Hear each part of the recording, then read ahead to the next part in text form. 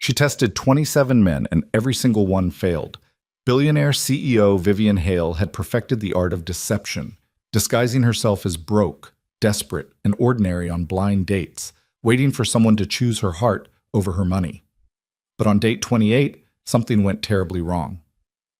The grease-stained mechanic with calloused hands and a 7-year-old daughter didn't just pass her test, he made her forget why she was testing him at all.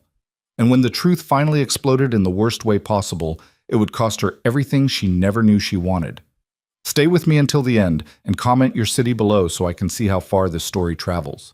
The fluorescent lights of the downtown diner flickered twice before settling into their usual sickly yellow glow.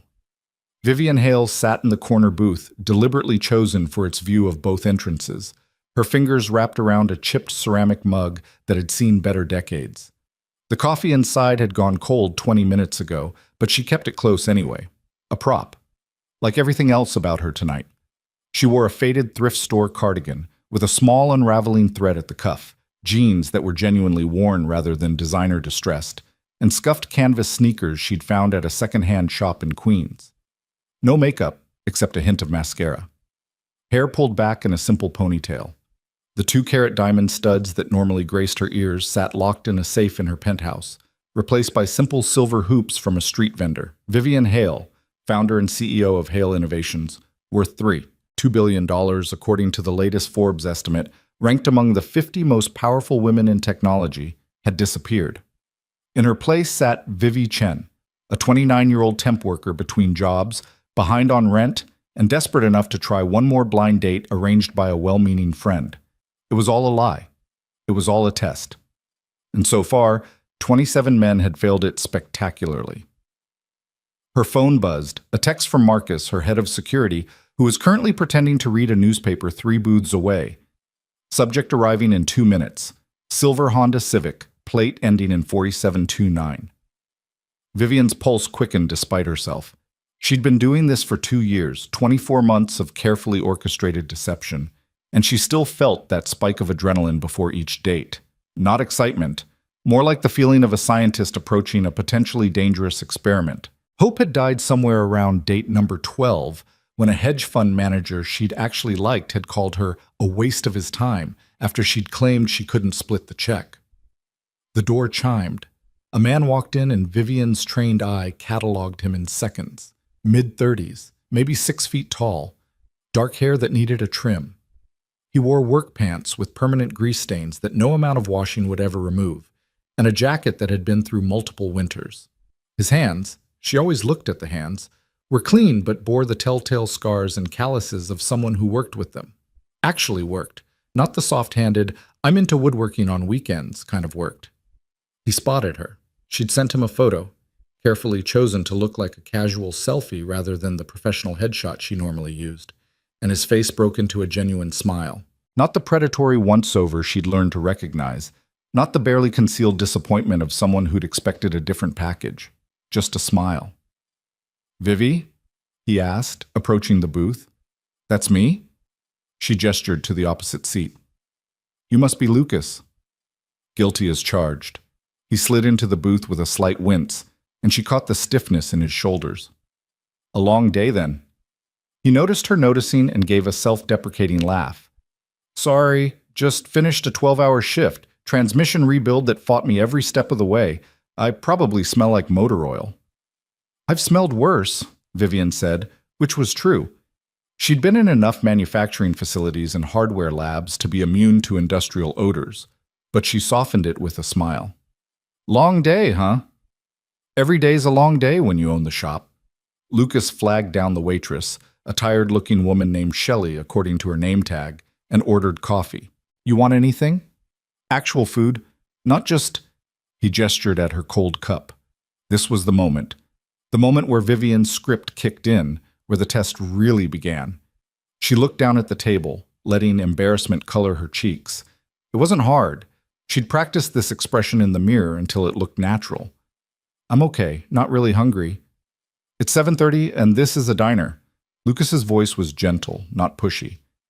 "Nobody comes to a diner at 7:30 on a Friday night because they're not hungry. What's up?"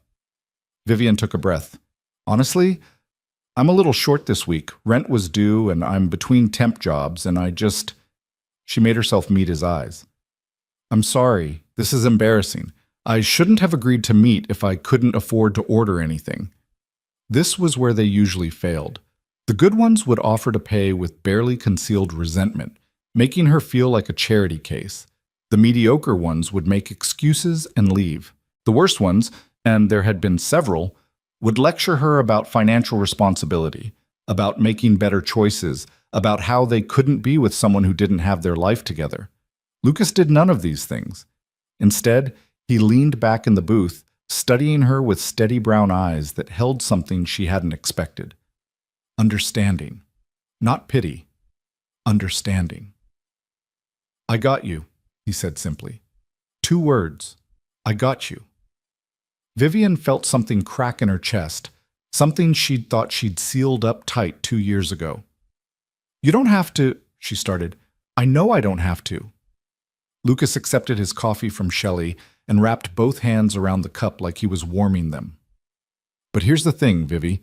6 years ago, I was living in my car with a 1-year-old baby girl because I just lost my job and couldn't make rent. A stranger bought me a meal at a place just like this. Didn't ask questions, didn't make me feel small. Just said, pay it forward when you can.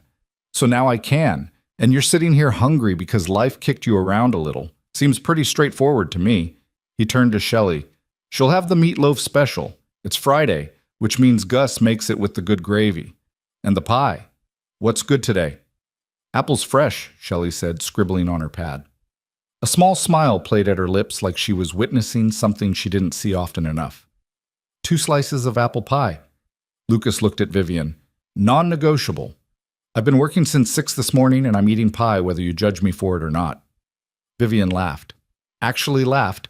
Not the practiced social laugh she used in board meetings, but a real one that surprised her.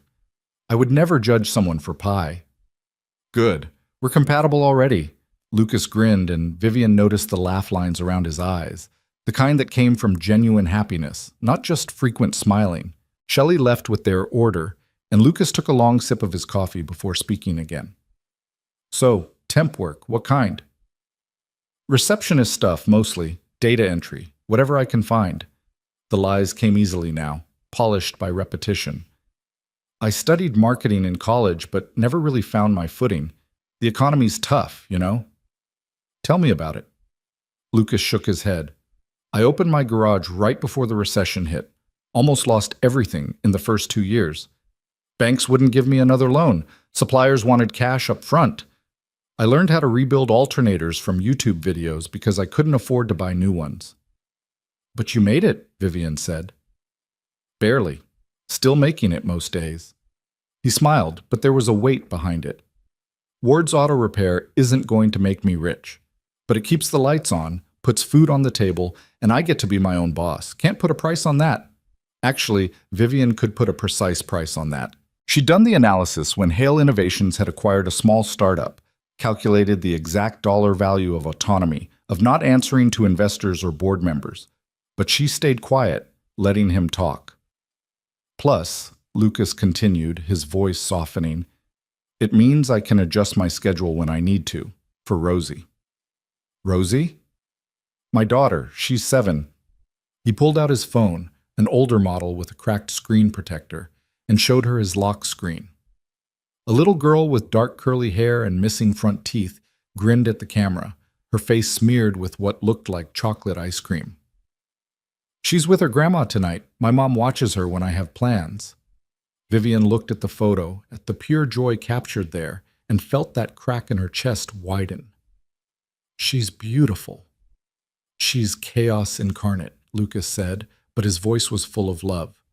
Last week she decided to give herself a haircut. Just grabbed the scissors and went for it. I came home and she looked like she'd fought a lawnmower. What did you do? Took her to a real barber to fix it, and we talked about how some things we need help with. Then we made a deal. She wants to learn to change oil on cars, so I'm teaching her. But she has to be patient and let me show her the right way, same as with haircuts. He shrugged. Being a parent is basically just negotiating with a tiny person who has no concept of consequences. The food arrived, and Vivian realized she actually was hungry. The meatloaf wasn't fancy.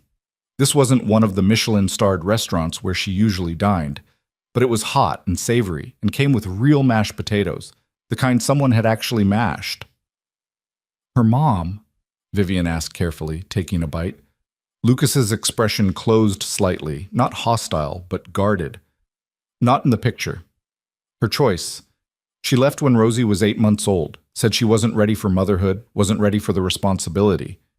He stabbed at his own meatloaf. Can't blame someone for knowing their limits, I guess. But Rosie deserves better than someone who sees her as a burden. That must have been hard, Vivian said quietly. Hardest thing I've ever done, those first few years. Working full-time, no sleep, a baby who wouldn't stop crying.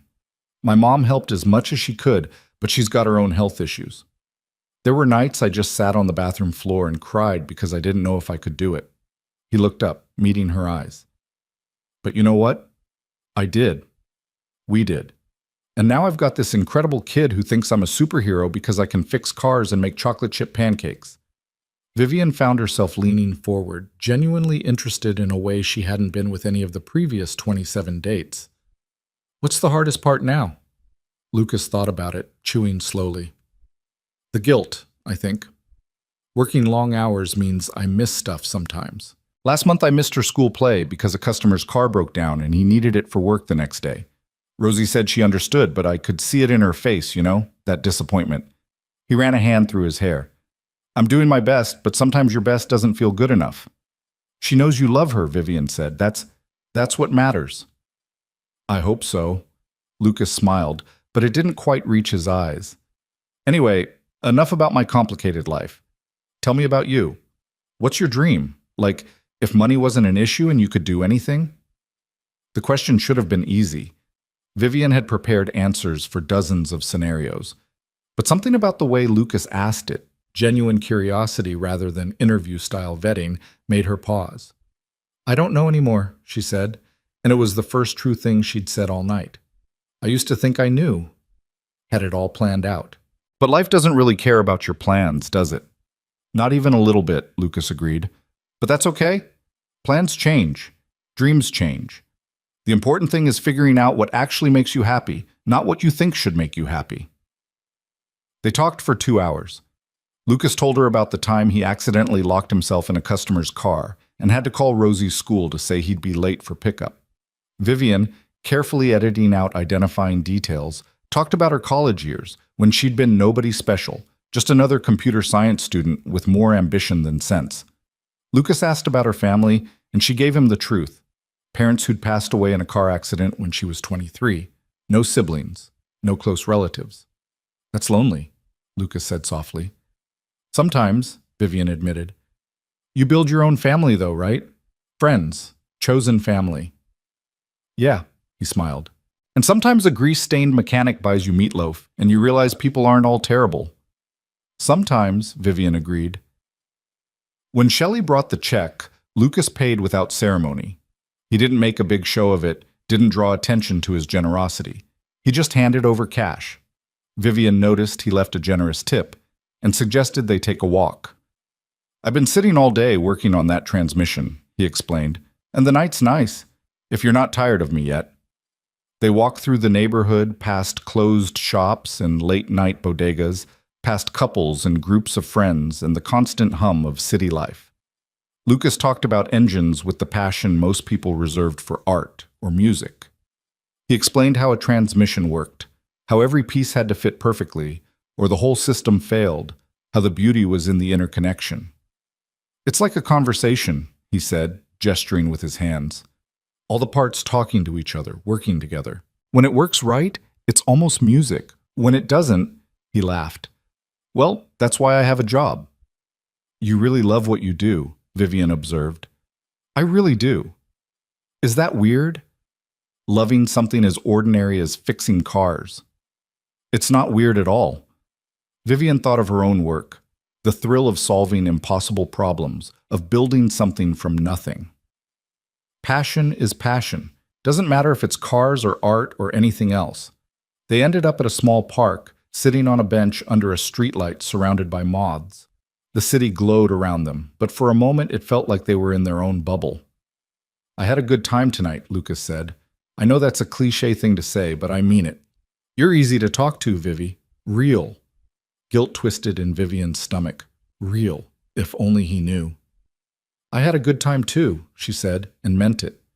Can I see you again? Lucas asked. I mean, no pressure, but maybe lunch next week? There's a food truck near my shop that makes incredible tacos. And before you worry about money, my treat. I'm not keeping score. Vivian should have said no. The test was over. He'd passed. Passed with flying colors in a way that made all 27 previous dates look like the selfish, shallow encounters they'd been. She'd proven what she'd set out to prove, that finding someone who wanted her for herself, not her money, was nearly impossible. But Lucas was looking at her with those steady brown eyes, and Rosie's gap-toothed grin flashed through her mind, and Vivian heard herself say, I'd like that. Yeah? His smile was sunrise bright. Yeah. Lucas walked her to her subway stop, or rather to the subway stop she'd claimed was hers, 3 neighborhoods away from where she actually lived. At the entrance, he paused. I don't usually do this on first dates, he said. But can I hug you? Vivian nodded, not trusting her voice. His hug was warm and solid and smelled like coffee and motor oil, and something indefinably him. It lasted exactly the right amount of time, long enough to mean something, short enough to be respectful. When he pulled back, he was still smiling. Text me when you get home safe, he said. I will. And Vivi? He looked at her seriously. Whatever you're going through right now, the job stuff, the money stuff, it's temporary. You're smart and capable, and you're going to be okay. I can tell. If only you knew, Vivian thought. If only you knew who I really am. But she just smiled and said, Thank you. She watched him walk away, back toward wherever he'd parked his car, his hands in his pockets and his shoulders relaxed. Then she walked 2 blocks in the opposite direction, pulled out a real phone, the one Marcus was tracking, and called for her car. The black Mercedes pulled up 3 minutes later. Marcus held the door open, his expression carefully neutral. Well? He asked as she settled into the leather seat. Vivian looked out the window at the city passing by, at the world Lucas Ward lived in, a world of struggling and surviving and finding joy in small things, a world she'd left behind years ago if she'd ever truly inhabited it at all. Schedule another date, she said quietly. Ma'am? Marcus's surprise was evident even through his professional demeanor. With Lucas, schedule another date. Vivian pulled off the silver hoops, rubbed her temples. Tell him I said yes to lunch next week. The test is over, Marcus pointed out. He passed. That was the point. I know what the point was. Vivian's voice came out sharper than she'd intended. She took a breath, softened. One more date. I need to be sure. It was a lie. She knew it was a lie even as she said it. She didn't need to be sure. Lucas Ward had proven himself more than any of the other 27. He'd seen someone struggling and helped without judgment. He'd talked about his daughter with love and honesty. He'd been kind and genuine and real. But Vivian had been testing people for 2 years, and in that time she'd forgotten how to simply exist with another person, how to sit across from someone and feel that flutter of possibility, how to laugh and mean it, how to want more than just the satisfaction of proving her thesis. One more date, she told herself. Then she'd end it. Tell him the truth or make up an excuse. Disappear back into her real life. One more date wouldn't hurt. The car pulled up to her building, where the doorman greeted her by her real name, Ms. Hale, and Marcus escorted her to her private elevator. She rode it to the penthouse, to her floor-to-ceiling windows overlooking the city, to her designer furniture and expensive art, and all the trappings of a life built on silicon and code and carefully calculated risks. She poured herself a glass of wine, a 2015 Bordeaux that cost more than Lucas probably spent on groceries in a month, and stood at the window. Somewhere out there, Lucas was driving home in his silver Honda Civic with the plate ending in 4729. He'd probably check on Rosie, make sure she was asleep at his mother's house. Maybe he'd replay their date in his mind the way Vivian was replaying it now. Maybe he'd feel that same flutter of hope.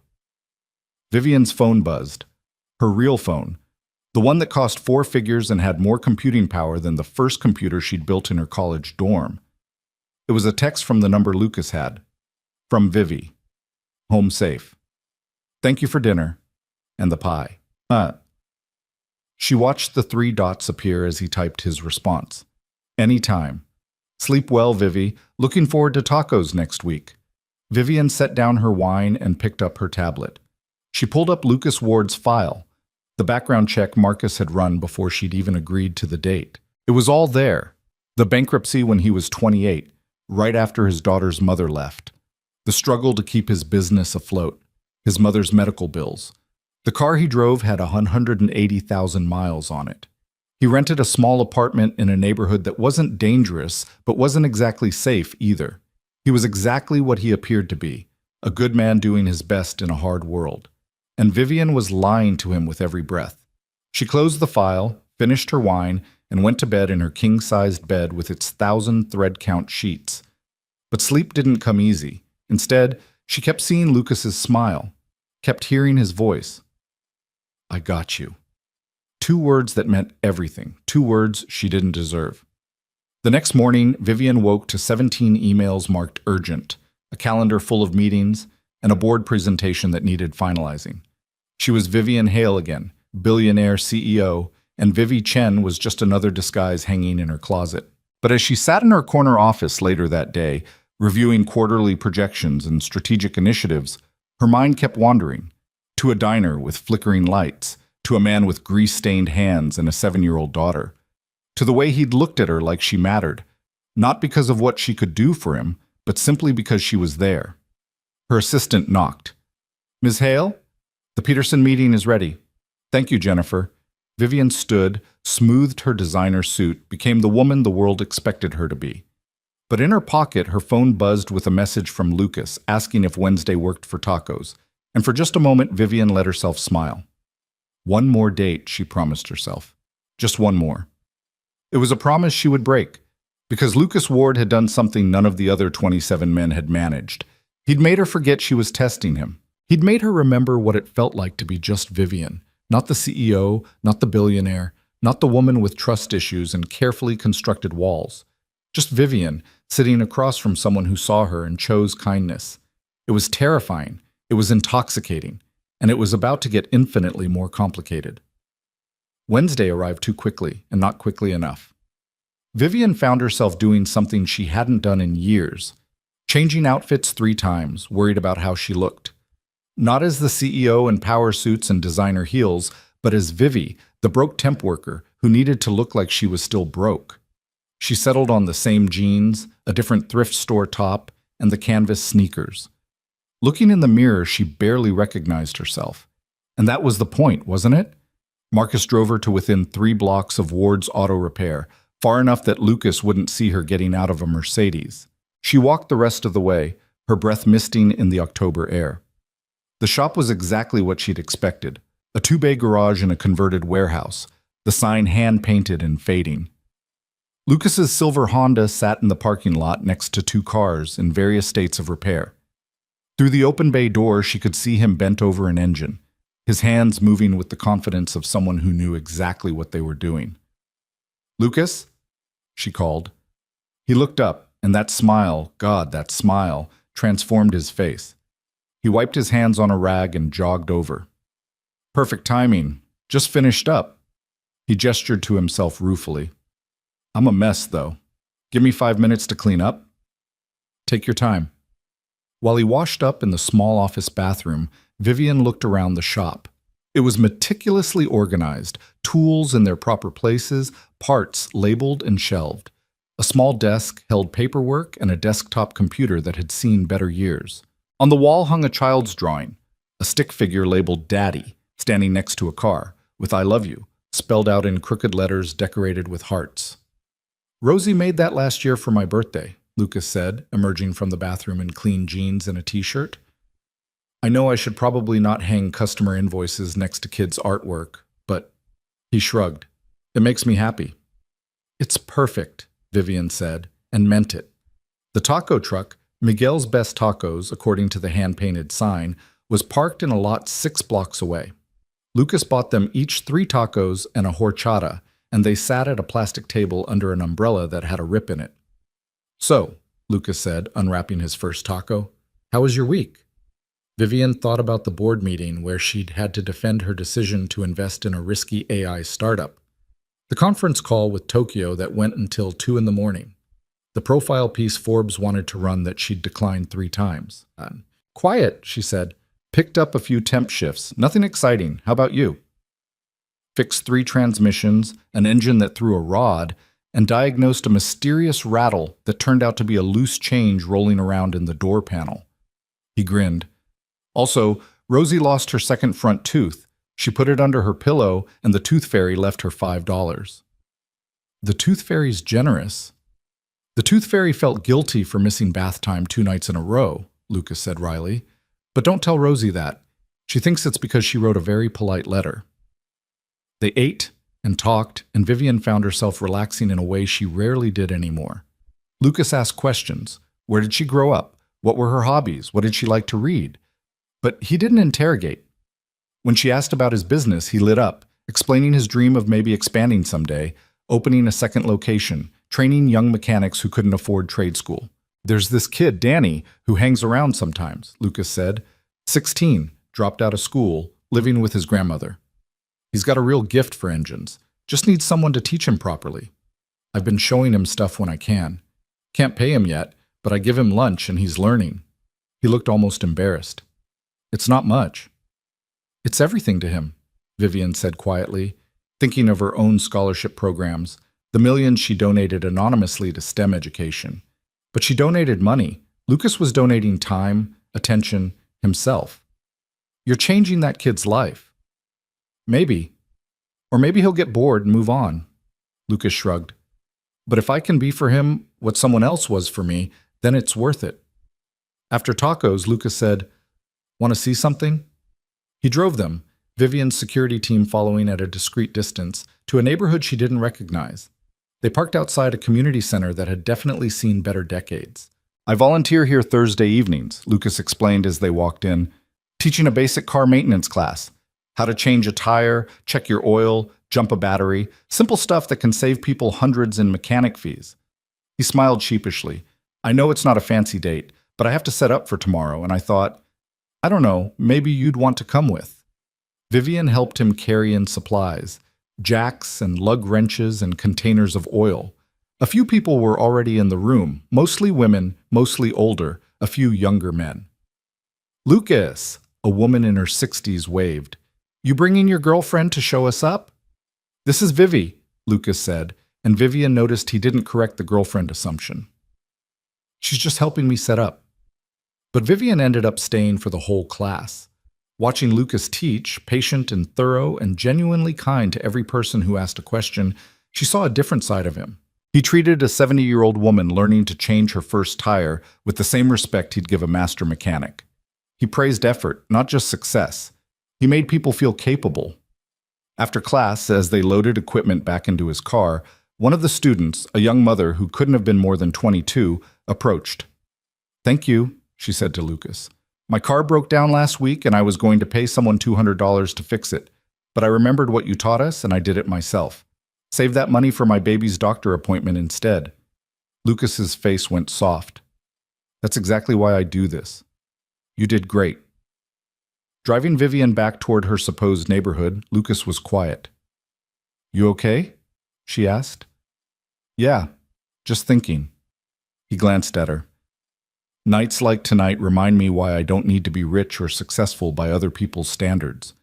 That woman, she learned something that changed her life. That's worth more than any fancy car or big house. Guilt crashed over Vivian like a wave. She had the fancy car, multiple houses, more money than she could spend in several lifetimes. And here was Lucas, finding meaning in teaching a young mother to change her oil. You're a good person, she said quietly. I'm just a person, Lucas replied. We all are, just trying to do what we can with what we've got. He pulled up to her subway stop, the same one as last time, and turned to her. So, he said, and she could hear the nervousness in his voice.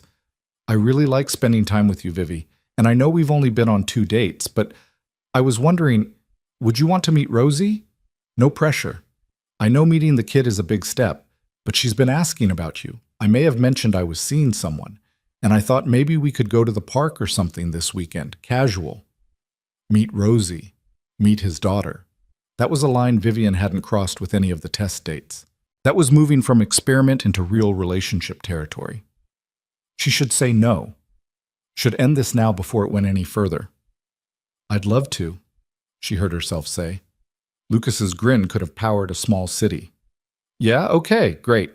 Saturday afternoon. There's a playground near my place. Rosie could bring her bike. Saturday's perfect. This time, when Lucas hugged her goodbye, Vivian let herself hold on a little longer. Let herself breathe him in, soap and coffee and something warm. Let herself imagine, just for a moment, what it would be like if this were real. But it wasn't real. It was a test that had gone too far. And Vivian Hale, billionaire CEO, was playing a dangerous game with a good man's heart. She just didn't know how to stop. Saturday arrived wrapped in autumn sunshine, the kind of perfect October day that made the city feel almost forgivable. Vivian stood in front of her closet, the real one, filled with thousands of dollars worth of designer clothes, and pulled out the carefully curated Vivi wardrobe from the back corner. Jeans, a sweater that looked worn but not threadbare, the canvas sneakers. She braided her hair simply, the way she used to wear it in college before stylists and image consultants took over her life. In the mirror, she looked younger, softer, like someone who might reasonably work temp jobs and worry about rent, like someone who deserved Lucas Ward's smile. The lie sat heavy in her chest. Marcus drove her to within walking distance of the park, his silence more judgmental than any words. He'd made his concerns clear over the past week. This had gone beyond a simple test, beyond due diligence. This was personal now, and personal meant dangerous. Personal meant consequences. 2 hours, Vivian told him. I'll text when I'm ready. Ms. Hale, 2 hours, Marcus. She walked the remaining blocks alone, past brownstones and corner stores, into a neighborhood where children's laughter echoed from open windows, and people actually knew their neighbors' names. The park was small but well-maintained, with a playground that had seen recent updates and a bike path that curved around the perimeter. Lucas was easy to spot. He sat on a bench near the swings, and beside him stood a little girl in a purple jacket. Rosie, unmistakably, with her father's dark hair and a gap-toothed smile that could melt glaciers. She was talking animatedly, her hands moving as fast as her mouth, and Lucas listened with the patient attention of someone who considered his daughter's words the most important thing in the world. Then Rosie saw her. She stopped mid-sentence, tugged Lucas's sleeve, and pointed. "Daddy, is that her?" Lucas stood, and his smile made Vivian's stomach flip. "Yeah, sweetheart, that's Vivi." Rosie ran over, all energy and enthusiasm, stopping just short of Vivian with the sudden shyness children sometimes get when meeting someone new. She looked up with enormous brown eyes. "Hi," Rosie said. "Daddy said you're really nice. Are you?" The question was so earnest, so completely without guile, that Vivian felt something crack wider in her chest.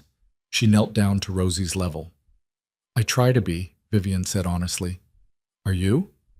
"Most of the time, except when I don't want to eat vegetables. Daddy says I have to eat them, but they're gross." Rosie wrinkled her nose. "Do you like vegetables?" "Some of them. Brussels sprouts are pretty good if you roast them." Rosie looked horrified. "You're weird." "Rosie," Lucas warned gently, but he was trying not to laugh. "It's okay," Vivian said, standing. "I am a little weird." "Me too." Rosie brightened immediately. "I like dinosaurs, and I can burp the alphabet up to the letter M. Want to see?" "Maybe later," Lucas said quickly. "Why don't you show Vivi your bike riding?" Rosie took off toward a small purple bicycle with training wheels and streamers on the handlebars. Lucas fell into step beside Vivian as they followed. "Sorry," he said. "She's been excited all morning. I may have oversold how cool you are." "I don't know. I'm pretty cool." Vivian bumped his shoulder lightly. "I know about roasted Brussels sprouts." "That is pretty cool," Lucas agreed, and the look he gave her was warm enough to make her forget, temporarily, that everything about this was built on lies. They spent the next hour watching Rosie ride in circles, occasionally stopping to demonstrate her tricks, standing on the pedals, riding with no hands for 3 seconds, doing a jump that lifted the wheels maybe half an inch off the ground. Each accomplishment required applause and praise, which both Lucas and Vivian provided enthusiastically. "She's going to be exhausted tonight," Lucas said as Rosie zoomed past. which means she'll actually go to bed on time for once. This is my secret strategy. Tire her out in the park? Tire her out everywhere. Parks, museums, the grocery store. Anywhere she can burn energy. He smiled. Being 7 is apparently very high octane. After biking came the playground. Rosie insisted Vivian push her on the swings, and as Vivian stood behind the swing set, giving gentle pushes and listening to Rosie's delighted shrieks, she felt the strangest sensation of belonging. Like this simple Saturday afternoon in a neighborhood park was somehow more real than her actual life. "Higher!" Rosie demanded. "I want to touch the sky." "Not too high, sweetheart," Lucas called from the bench. "Remember what happened last time." "I didn't fall that bad," Rosie called back. "You scraped both knees and cried for 20 minutes. "Only 15 minutes," Vivian laughed, and Lucas caught her eye across the playground. The expression on his face made her breath catch, soft and open and filled with something that looked dangerously like affection. Eventually, Rosie wore herself out and declared she was starving to death. Lucas produced juice boxes and crackers from a backpack that seemed to contain everything a child might need: Band-Aids, wet wipes, a change of clothes, 3 different types of snacks, and a small stuffed dinosaur named Herbert. They sat on the grass, Rosie between them, and shared crackers while Rosie told Vivian approximately 700 things about first grade. "My teacher's name is Ms. Fati Rodriguez, and she has a fish named Bubbles. And I sit next to Emma, who's my best friend except when she's not, and we're learning about the water cycle, and I can spell precipitation, which is a really big word, and Daddy says I'm smart like my grandma, and—" Rosie paused for breath. "Do you have a job?" The question caught Vivian off guard. Yes, I work in an office." "Is it boring?" "Sometimes." "Daddy's job isn't boring. He fixes cars and lets me help sometimes. I can identify a spark plug." Rosie puffed her chest out proudly. "That's a real tool. That's very impressive," Vivian said, and meant it. "Maybe Vivi could come see the shop sometime," Lucas suggested, "if she wants." "Yes!" Rosie bounced excitedly. "You have to come. And Daddy can show you the cool car, and I can show you my drawing on the wall, and you can meet Danny. He's like my older brother, except he's not really my brother, but he's nice, and he showed me how to whistle, and—" "Breathe, Rosie," Lucas said, laughing. They stayed at the park until the sun started sinking, casting long shadows across the grass. Rosie had moved on to the monkey bars, attempting them with the fearless determination of someone who hadn't yet learned that failure could hurt. "She likes you," Lucas said quietly. He sat close enough that Vivian could feel the warmth of his arm against hers. "She doesn't usually warm up to people this fast." "She's wonderful," Vivian said honestly. "You're raising a really great kid, Lucas." "I'm trying." He watched Rosie hang upside down from the bars, her jacket riding up to expose her stomach. "Some days I feel like I'm failing spectacularly, like I should be doing more, being more. But then she does something like spell precipitation or show kindness to a stranger, and I think maybe I'm not completely screwing it up." "You're not screwing it up at all." Lucas turned to look at her, and the intensity in his gaze made Vivian's pulse quicken. "I really like you, Vivi. I know it's only been a couple weeks, but I feel like, I don't know, like I can breathe around you, like I don't have to pretend to be anything I'm not." The irony of his words hit Vivian like a physical blow. He could be himself. She was the one pretending, lying, deceiving. She was the one who couldn't breathe under the weight of her own deception. "Lucas," she started, but Rosie interrupted. "Daddy, watch this." Rosie hung by her knees, arms spread wide. "I'm a bat." "I see you, Batgirl," Lucas called back. He stood, offered Vivian his hand. "Come on. Let's make sure our bat doesn't fall and crack her head open." Vivian took his hand, and he didn't let go as they walked toward the monkey bars. His palm was rough with calluses but warm, and his fingers threaded through hers like they'd been doing this for years rather than minutes. This is dangerous, Vivian thought. This is so dangerous. But she didn't pull away. By the time they left the park, Rosie was dragging her feet, her earlier energy completely depleted. Lucas scooped her up easily, and she rested her head on his shoulder with the boneless exhaustion of a child who'd played hard. "I like Vivi," Rosie mumbled, her eyes already half closed. "Is she your girlfriend, Daddy?" Lucas glanced at Vivian over his daughter's head, a question in his eyes. "Would that be okay with you?" Vivian asked Rosie gently. "Mm-hmm. She's nice, and she doesn't think dinosaurs are just for boys." Rosie yawned hugely. "Emma's mom said dinosaurs are for boys, but that's stupid." "It is stupid," Vivian agreed. "See, Daddy? She's smart too." Lucas's apartment was a 15-minute walk, and he insisted on walking Vivian part of the way to her supposed subway stop first.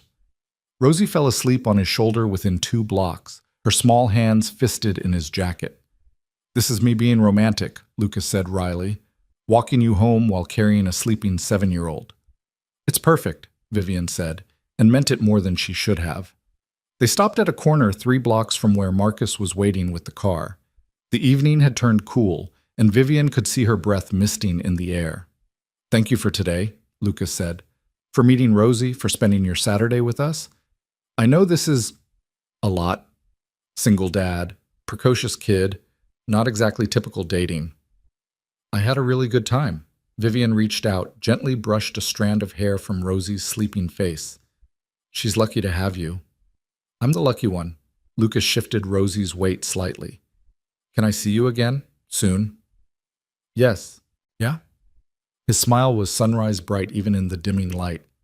"Wednesday? There's a farmer's market near my shop. Rosie loves it. We usually go after I pick her up from school." "Meet him again. Meet Rosie again. Keep building this beautiful, terrible lie." "I'd love that," Vivian heard herself say. Lucas leaned in, carefully, mindful of the sleeping child between them, and pressed a soft kiss to Vivian's cheek. It was chaste and gentle and somehow more intimate than anything Vivian had experienced in years. "Get home safe," he whispered. Vivian watched him walk away, his daughter secure in his arms, and felt the ground shift beneath her feet. This wasn't a test anymore. This wasn't research or due diligence or protecting herself from gold diggers. This was falling, and she had no idea how to stop. Marcus was waiting exactly where she'd left him, the Mercedes idling at the curb. He said nothing as she climbed in, but his expression spoke volumes. "Don't," Vivian said. "I wasn't going to say anything." "You're thinking it very loudly." Marcus pulled into traffic with his usual efficiency. After a long moment, he spoke. "He's a good man, Ms. Hale. And that little girl? I know." "So what's the end game here?" Vivian stared out the window at the city passing by. "I don't know." "You're going to have to tell him eventually. The longer you wait—" "I said I don't know, Marcus." She heard the snap in her voice, took a breath. "I'm sorry, I need to think." But thinking was the problem. The more time Vivian spent with Lucas, the more she thought about what it would be like to actually be Vivi, to live in that simpler world where problems weren't measured in stock prices and board votes, where happiness came from Saturday afternoons in the park and a child's laughter. Back in her penthouse, Vivian poured wine she didn't drink and stood at her floor-to-ceiling windows overlooking a city she technically owned a piece of. Her reflection stared back at her, designer clothes, perfect hair, the carefully constructed armor of a woman worth billions. She looked nothing like the woman Lucas had kissed goodbye. Her phone buzzed. Lucas, sending her a photo of Rosie asleep in her bed, still wearing her purple jacket, Herbert the dinosaur clutched in her arms. The message read, "She crashed before I could even get her into pajamas. Today was a good day. Thank you for being part of it." Vivian's thumb hovered over the keyboard. She should end this, should tell him the truth, or make up an excuse or simply disappear. It would hurt, but it would hurt less now than it would later. Instead, she typed, "Today was perfect. See you Wednesday." The next few weeks passed in a blur of double lives and divided hearts. Vivian would spend her mornings as the CEO, board meetings and investor calls and strategic decisions that affected thousands of employees. Then she'd transform into Vivi for evenings with Lucas, shedding her real life like a snake's skin. They went to the farmer's market, where Rosie insisted on picking out the strangest vegetables she could find, and Lucas patiently bought them all. They visited a used bookstore during an unexpected rainstorm, and Vivian watched Lucas read to Rosie in a corner while rain drummed against the windows. They had dinner at Lucas's apartment, spaghetti that Rosie helped make, which meant there was sauce on every surface, and Vivian helped with dishes while Lucas gave his daughter a bath. It felt like a life. It felt like a family. It felt like everything Vivian had been missing without realizing it. "Stay," Lucas said one night after Rosie had gone to bed. They sat on his second-hand couch, close enough that their shoulders touched. "Just for a while. We can watch a movie or just talk. I like talking to you." Vivian knew she should leave, should maintain boundaries, should remember this was supposed to be temporary. "Okay," she said. They didn't watch a movie. Instead, they talked, really talked, in a way Vivian rarely did with anyone.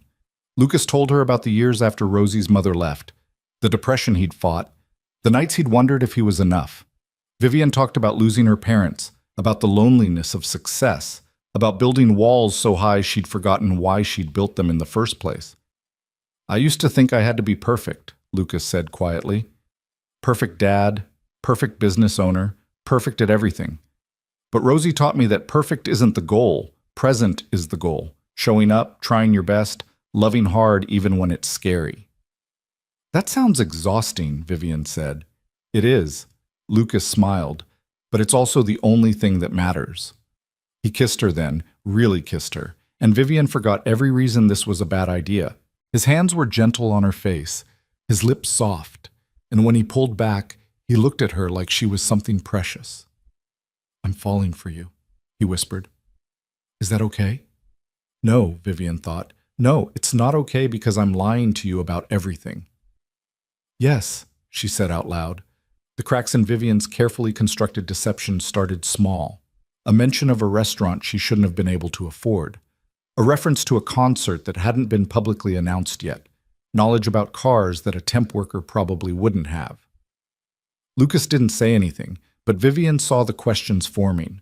Saw him watching her more carefully, like he was trying to solve a puzzle he didn't quite understand. In early November, Lucas asked her to come to Rosie's school play. "She's a tree in the forest scene," he said, laughing. "Doesn't have any lines, just has to stand there. But she's very excited and specifically requested that you come." Vivian should have said no. The school meant other parents, meant staying in character for hours, meant deepening the lie to include more people. But the hope in Lucas's eyes, the image of Rosie as a tree, made her nod. "I wouldn't miss it." The school auditorium was packed with families, and Vivian sat next to Lucas in the third row, her heart pounding every time someone looked at her too long. She was wearing sunglasses indoors like some kind of celebrity cliché, claiming the fluorescent lights gave her migraines. Rosie was indeed a tree, a very enthusiastic tree who waved at them from the stage despite being specifically instructed to stand still. When the play ended, she ran to them with her construction paper leaves bouncing. "Did you see me? I was the best tree." "You were the best tree," Vivian agreed, scooping her up in a hug that felt dangerously natural. "Are you coming to dinner with us?" Rosie asked. "Daddy said we're getting pizza and I can have 2 slices and ice cream." Vivian looked at Lucas, who shrugged. "What can I say? I'm a pushover when she performs?" She stood still for 4 minutes. "That's a personal record." They went to a local pizza place, the kind with checkered tablecloths and a jukebox in the corner. Rosie talked non-stop about the play, about her friend Emma, who forgot her lines, about how being a tree was harder than it looks because you can't scratch your nose. Watching Lucas with his daughter, patient and present and so full of love, Vivian felt something shift permanently inside her. This wasn't about testing anymore. This wasn't about protecting herself. This was about wanting something real with a desperation that scared her. On the walk back to Lucas's apartment, Rosie between them holding both their hands, she spoke without thinking. "I could fall in love with this," Vivian said quietly. Lucas looked at her over Rosie's head. The pizza? The life. This life. Something in Lucas's expression tightened, and for a moment, Vivian thought he was going to ask the question she dreaded. Instead, he just squeezed her hand and said, "Me too." That night, after Rosie was asleep and Vivian was getting ready to leave, Lucas stopped her at the door. "Vivi," he said carefully, "is there something you want to tell me?" Vivian's heart stopped. "What do you mean?" He ran a hand through his hair, looking uncomfortable. "Sometimes I feel like there's something you're not saying, Like there's a part of you I'm not seeing, and that's okay. We all have things we're not ready to share. But I want you to know that whatever it is, you can tell me. I'm not going to judge you or run away. This was it. The moment to come clean, to tell him everything and face the consequences. Lucas, Vivian started, her voice shaking. His phone rang. He glanced at it, cursed softly. It's my mom. She never calls this late unless something's wrong. I'm sorry, I have to. Answer it, Vivian said, relief and disappointment warring in her chest. It was his mother's heart. Nothing life-threatening, but enough that Lucas needed to go to the hospital. Vivian insisted on going with him, on sitting in the waiting room while doctors ran tests. At 2 a.m, when they finally got word that his mother would be fine, Lucas collapsed into the plastic chair beside her. Thank you, he said, for staying, for being here. I don't know what I would have done if… Hey, Vivian took his hand. She's okay. That's what matters. Lucas pulled her close, buried his face in her hair. I love you, he whispered. God, Vivi, I love you. Is that crazy? We've only known each other a few weeks, but I love you. Vivian held him while her heart shattered into pieces. I love you too. It was the truest thing she'd said in months. It was also the cruelest lie. Because Lucas loved Vivi, broke, struggling, ordinary Vivi. He didn't know Vivian Hale existed. He didn't know the woman he loved was a phantom, a carefully constructed fiction designed to test his character. And now Vivian was trapped in a web of her own making, loving a man who loved someone who didn't exist. The reckoning, when it came, would destroy them both. The morning after the hospital, Vivian woke up in Lucas's apartment. She'd fallen asleep on his couch after they'd gotten back at 4 a.m, too exhausted to even think about going home. Sunlight streamed through the thin curtains, and she could hear Lucas in the kitchen, the quiet clink of mugs and the hiss of a coffee maker. Daddy? Rosie's voice drifted from down the hall. Is Grandma okay? Grandma's fine, sweetheart. She's resting at the hospital and she'll come home soon. Is Vivi still here? Yeah, she's asleep on the couch. Come on, let's make breakfast quietly so we don't wake her. But Vivian was already awake, staring at the cracked ceiling and feeling the weight of her lies press down on her chest like concrete. She'd said she loved him. He'd said he loved her, and none of it was built on truth. She sat up, running her hands through her tangled hair. She was still wearing yesterday's clothes, her Vivi clothes, and she felt grimy and dishonest and so tired of pretending. Lucas appeared in the doorway, 2 mugs of coffee in his hands. Hey, I thought I heard you moving. He handed her a mug, sat down beside her. How'd you sleep? Okay. Vivian wrapped her hands around the warmth. How are you doing? Better. Mom texted this morning. She's already complaining about the hospital food, so I know she's fine. He smiled, but exhaustion lined his face. Thank you again for last night, for everything.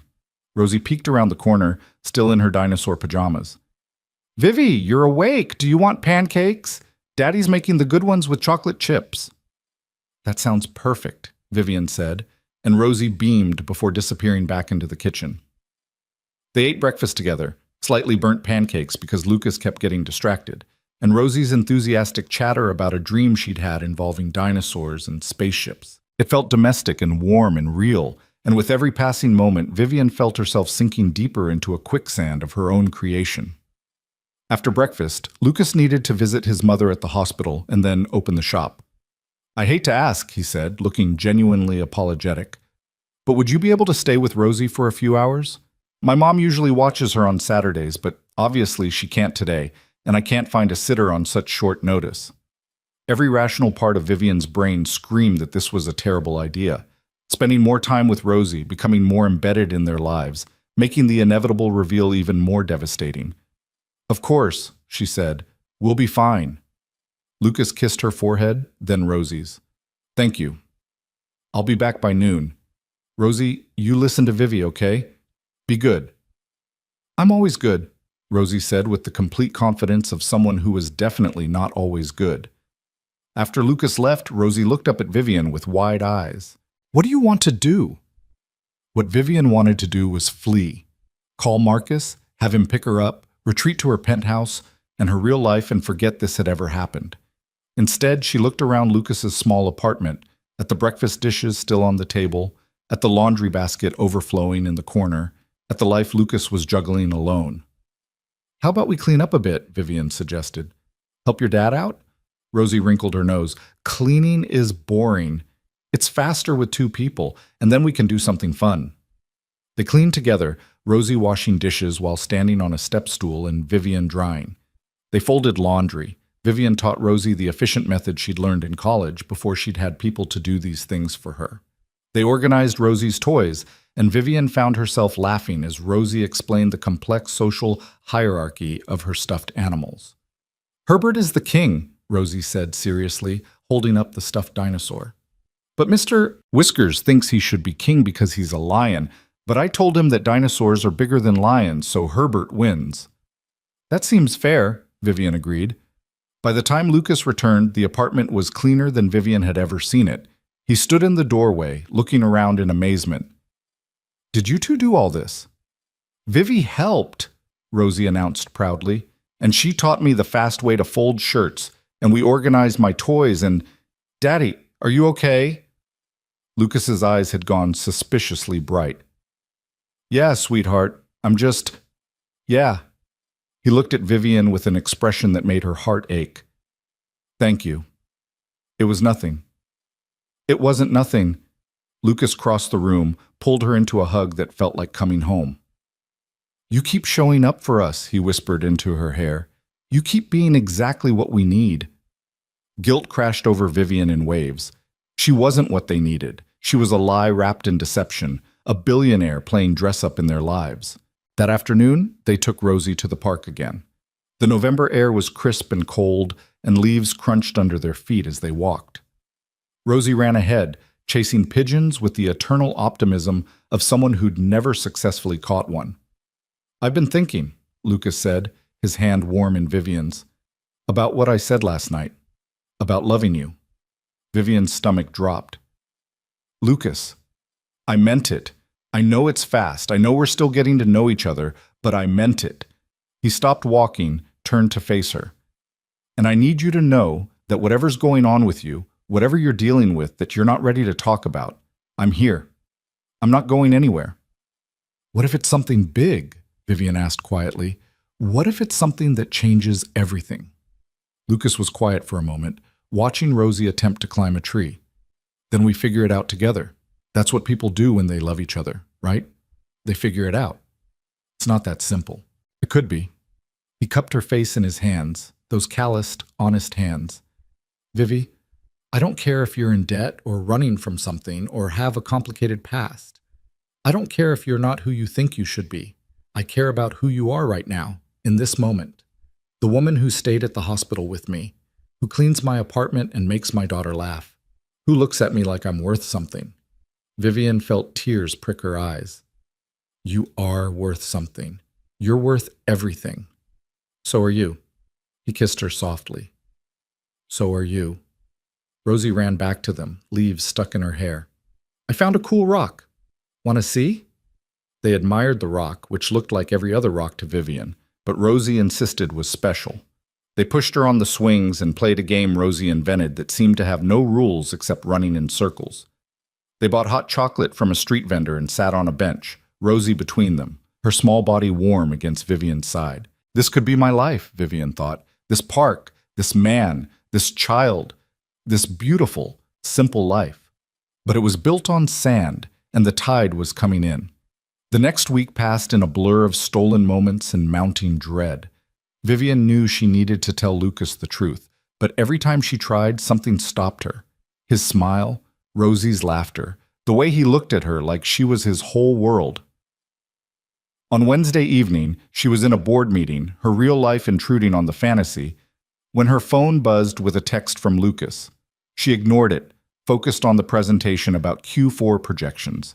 It buzzed again and again. During a break, she checked her messages. 3 photos from Lucas. The first showed Rosie holding up a drawing, 2 stick figures holding hands, labeled Daddy and Vivi. The second was Rosie wearing a too big t-shirt covered in grease, grinning beside a car engine. The third was just text. She asked when you're coming over again. I told her soon. That okay?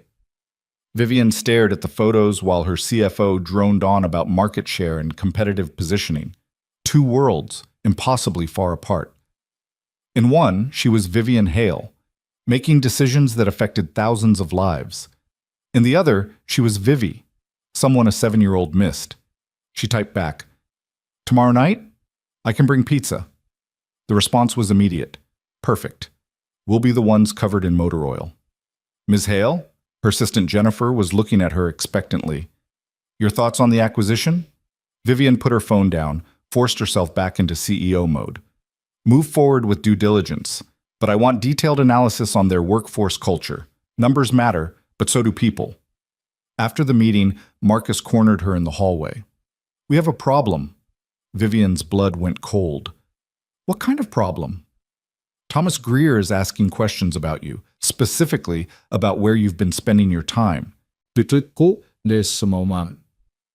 Thomas Greer, board member, major investor, and the kind of man who saw knowledge as currency. He was also someone who'd made it clear he thought Vivian should be more visible, more social, more willing to play the game of wealth and power. "What kind of questions?"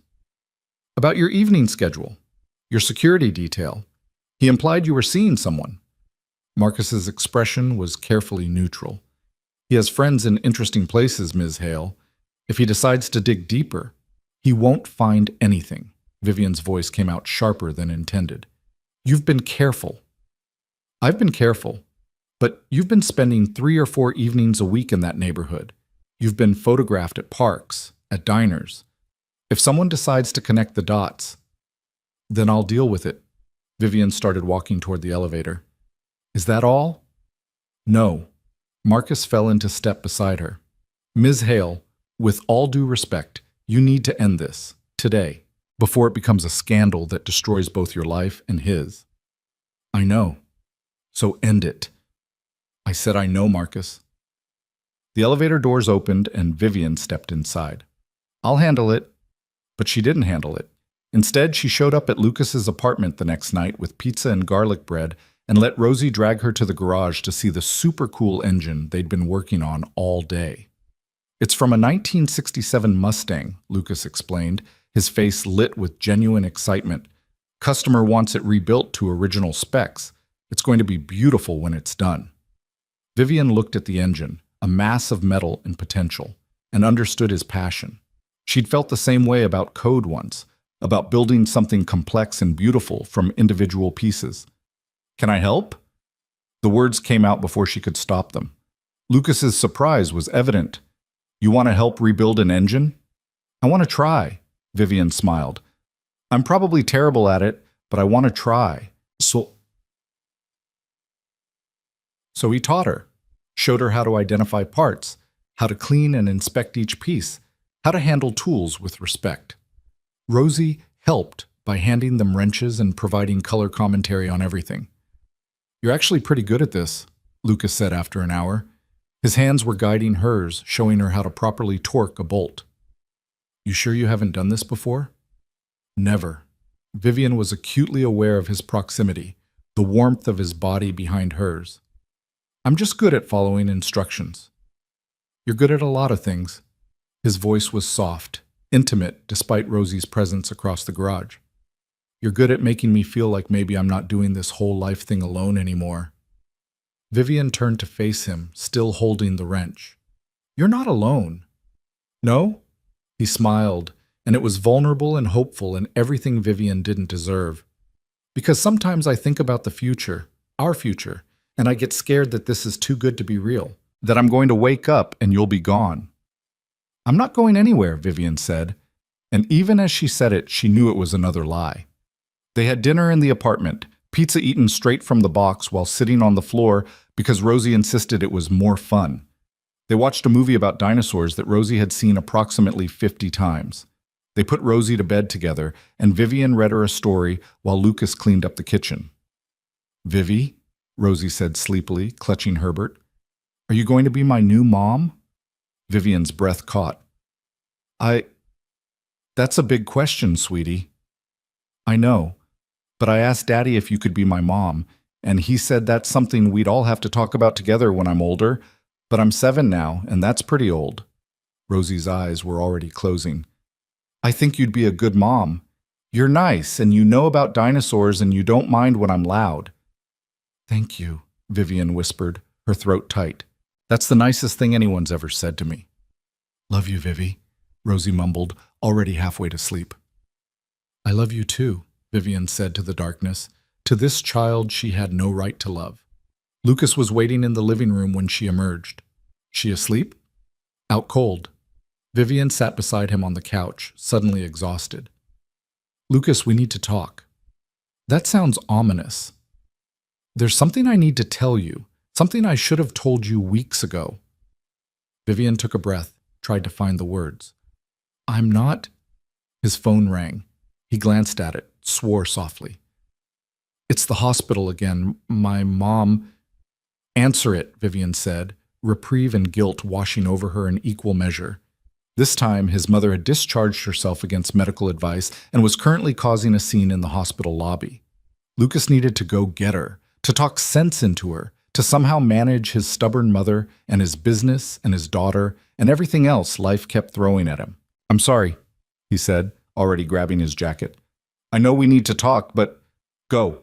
Take care of your mom. We can talk later. Stay here with Rosie? I'll be back in an hour, 2 tops. Vivian should have said no.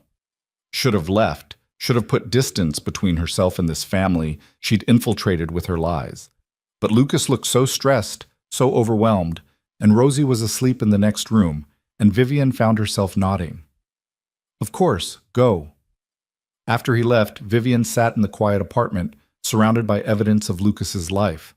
Photos on the walls, Rosie as a baby, Lucas and his mother, birthday parties and school events. Drawings stuck to the refrigerator with magnets, a stack of bills on the counter that probably kept him up at night. This was real. This life, this struggle, this love. It was all real. And she was poisoning it with every breath. Vivian pulled out her phone, her real phone, and scrolled through her messages. 17, unread from board members and executives. 3 from Jennifer about tomorrow's schedule. 1 from Thomas Greer. We need to discuss your recent activities. Call me. She deleted it without responding. Then she opened a new message to Marcus. I need you to look into something. Quietly. I want to know what Greer knows. The response came within seconds. Already on it. You need to see something. Can I come by? I'm not at home. I know where you are, Ms. Hale. I'm your security. I'm always watching. 20 minutes later, Marcus appeared at Lucas's door. Vivian let him in, keeping her voice low so as not to wake Rosie. This better be important. It is. Marcus pulled out a tablet, showed her a photo. This was taken 3 days ago. Vivian stared at the screen. It was her and Lucas sitting on a bench in the park, Rosie between them. The photo was long range but clear enough. And there, in the background, barely visible, another photographer. Professional equipment, not paparazzi. Something worse. Private investigator, Marcus confirmed. Hired by Greer 2 weeks ago. He's been documenting your movements, building a file. Why? Best guess? He wants leverage. He's been pushing for changes at Hale Innovations, and you keep blocking him. He thinks if he can create a scandal, or threaten to, you'll be more willing to negotiate. Vivian felt ice flood her veins. What does he have? Marcus swiped to the next image. Another photo of her and Lucas. Then another. And another. A whole series documenting their relationship. But in none of them was Vivian clearly visible. She'd been careful about that, at least. He doesn't know it's you yet, Marcus said. But he's close. The investigator has been asking questions in the neighborhood. Someone at the diner remembered you. It's only a matter of time before he makes the connection. How much time? Days? Maybe a week if we're lucky. Vivian stared at the photos, at the evidence of her deception laid out in brutal clarity. What do I do? You know what you have to do, Ms. Hale. Marcus's voice was gentle but firm. You end it, tonight, before Greer can weaponize this, before it destroys you both. Lucas isn't involved in any of this. He doesn't even know who I am. Which makes it worse. When this comes out, and it will come out, he'll be collateral damage. The media will tear him apart. Every aspect of his life will be scrutinized. His business, his daughter, everything. Marcus paused. You care about him, I can see that. So protect him. End it now, cleanly, before it becomes a circus. Vivian knew he was right. Knew that every day she continued this charade, she was putting Lucas and Rosie at greater risk. But the thought of walking away, of never seeing his smile or hearing Rosie's laugh, it felt impossible. I'll tell him the truth, she said finally. I'll explain everything and let him decide. Miss Hale, he deserves the truth, Marcus. I've lied to him about everything else. I owe him this. The truth will hurt him more than a clean break. Maybe, but it's still his choice to make, not mine. Marcus studied her for a long moment. You're in love with him. It wasn't a question, but Vivian answered anyway. Yes. Then you know that loving someone sometimes means letting them go. Before Vivian could respond, they heard a key in the lock. Lucas was back, earlier than expected. Marcus slipped out through the back entrance, a security precaution Lucas didn't even know existed, leaving Vivian alone to face the man she'd been lying to for months. Hey, Lucas said, looking tired but relieved. Got Mom settled. She's stubborn as hell, but she's okay. He noticed Vivian's expression. What's wrong? We need to talk. Vivian's voice shook despite her best efforts. I need to tell you something big. Lucas sat down beside her on the couch, concern evident in his face. Okay, I'm listening. Vivian opened her mouth to speak, to finally tell the truth, to burn down everything they'd built with the fire of honesty. And then Rosie screamed. They both ran to her room, where Rosie sat up in bed, sobbing and disoriented from a nightmare. Lucas scooped her up, rocking her gently while she cried about monsters and being lost. You're okay, sweetheart. Daddy's here. You're safe. Is Vivi still here? Rosie hiccuped through her tears. I'm here, Vivian said softly, sitting on the edge of the bed. No monsters are going to get you. Your dad and I won't let them. Rosie reached for her, and Vivian found herself holding this child who loved her, who trusted her, who had no idea that the real monster was already in the room, wearing Vivi's face. It took 30 minutes to calm Rosie down and get her back to sleep. By the time they returned to the living room, the moment had passed. Lucas looked exhausted, running on empty after a day of crisis management.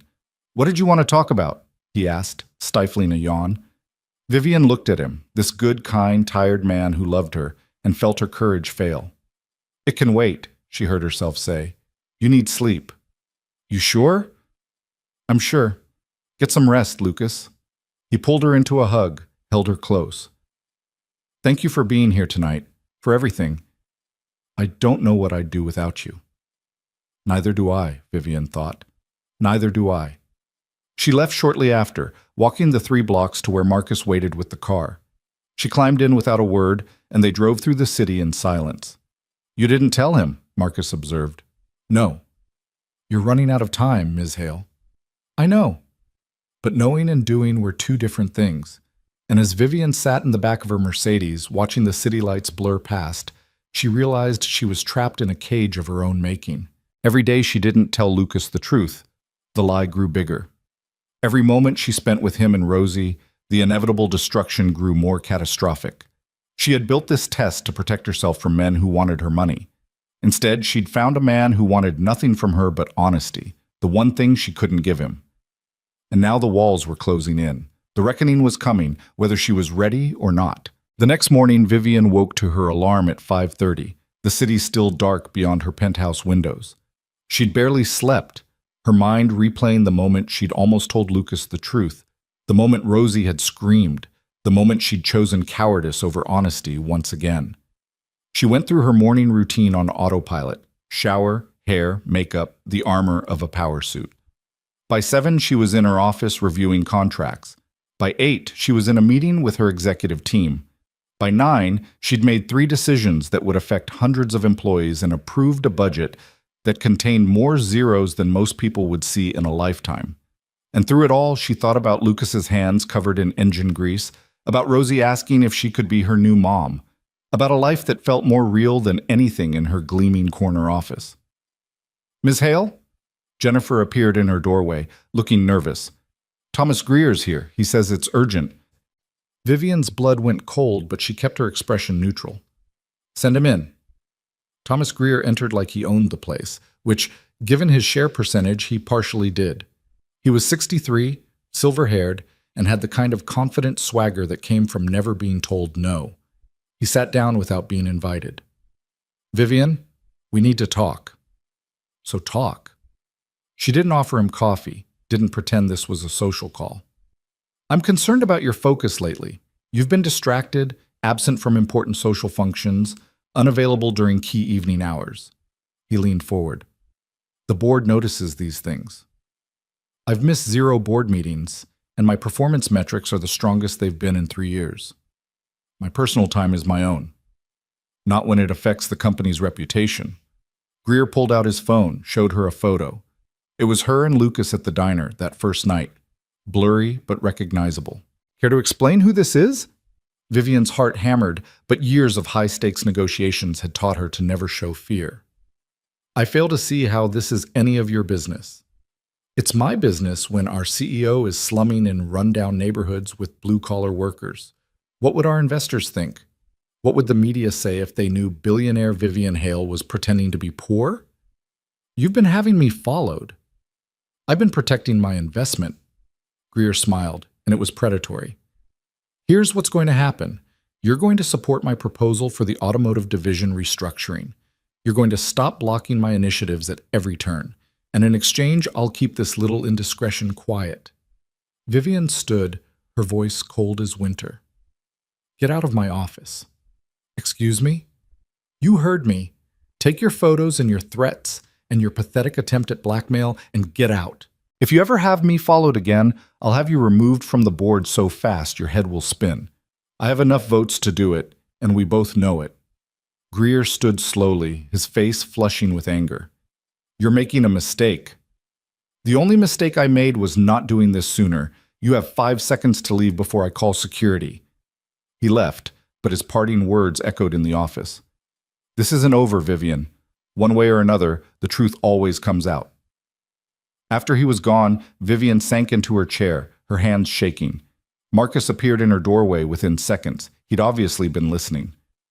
He's going to leak it, Marcus said quietly. Maybe not today, but soon. He'll make sure the story gets out, and he'll make sure it's as damaging as possible. I know. So you need to control the narrative. Tell Lucas yourself before Greer can weaponize it.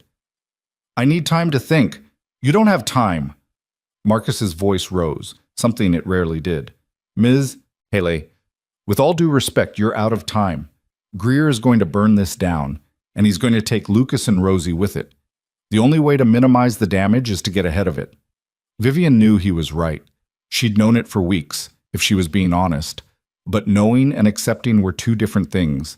And the thought of seeing Lucas's face when he learned the truth, when he realized the woman he loved didn't exist, made her want to run.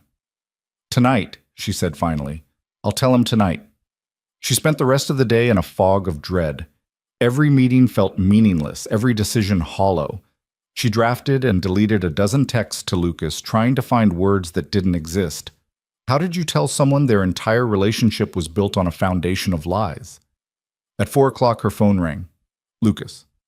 Hey, he said, and she could hear the smile in his voice. I know this is last minute, but Rosie wants to know if you can come to dinner tonight. She made you something at school, and she's dying to show you. Vivian closed her eyes. Perfect timing, universe. Perfect, terrible timing. I'll be there, she said. What time? 6? And Vivi? His voice softened. I'm really glad you're in our lives. Both of us are. After he hung up, Vivian sat in her office and let herself cry for the first time in months. Not the careful, controlled tears she'd allowed herself after her parents died, but great heaving sobs that shook her whole body. She cried for the lies she'd told, for the family she was about to lose, for the woman she'd been before fear had turned her into someone who tested people like lab experiments. At 5:30, she went home to change. She stood in front of her closet, the Vivi section and the Vivian section, and made a decision. She pulled out jeans and a simple sweater, but this time she added the diamond studs, the designer watch. Small things, but real things. pieces of her actual self. If she was going to confess, she'd do it as herself. No more complete disguises. Marcus drove her to Lucas's neighborhood in silence. When they pulled up, she turned to him. If this goes badly, it's going to go badly, Ms. Hale. I know, but if he... She stopped, swallowed hard. Make sure he and Rosie are protected. From the media, from Greer, from all of it, whatever it costs. Already arranged. Marcus's expression softened slightly. For what it's worth, I think you're doing the right thing. That doesn't make it any easier. She walked the 3 blocks to Lucas's apartment, her heart in her throat. She could hear Rosie's laughter before she even knocked on the door. Lucas answered, Rosie bouncing beside him. You're here! Come in! Come in! The apartment smelled like marinara sauce and garlic bread. Rosie grabbed Vivian's hand immediately, dragging her to the kitchen table where a piece of construction paper sat. I made you a card, Rosie announced. See? That's you and me and Daddy. We're a family. The card showed 3 stick figures holding hands under a rainbow. Hearts and stars covered every available space, and in wobbly letters across the top, I love Vivi. Vivian felt her heart crack clean through. It's beautiful, Rosie. I love it. You can keep it forever and ever. Put it on your fridge so you remember us. I could never forget you, Vivian whispered, and it was the truest thing she'd said in months. Dinner was spaghetti and meatballs, Rosie's favorite. They ate at the small kitchen table, Rosie chattering about school and her friend Emma, and a boy named Tyler who ate paste. Lucas kept catching Vivian's eye, smiling like he had a secret. After dinner, while Rosie was in the bathroom washing tomato sauce off her hands and face, Lucas pulled Vivian aside. I wanted to talk to you about something, he said, looking nervous in a way she'd never seen him. Before, when you said we needed to talk, I've been thinking about that, about us, about where this is going. Lucas, let me finish, please. He took her hands in his. I know it's fast. I know we've only known each other a couple months. But Vivi, I want this to be real. I want a future with you. I want Rosie to have someone who loves her the way you do. I want to wake up next to you and fall asleep next to you and build a life together. Stop, Vivian said, her voice breaking. Please stop. Why? Don't you want that too? Lucas, I need to tell you something. Something that's going to change everything. His expression shifted, concern replacing hope. Okay, what is it? Vivian opened her mouth to speak, but before she could, the doorbell rang.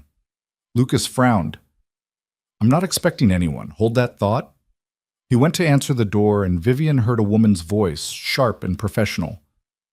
Lucas Ward? I'm Rebecca Chen from the Metropolitan Times.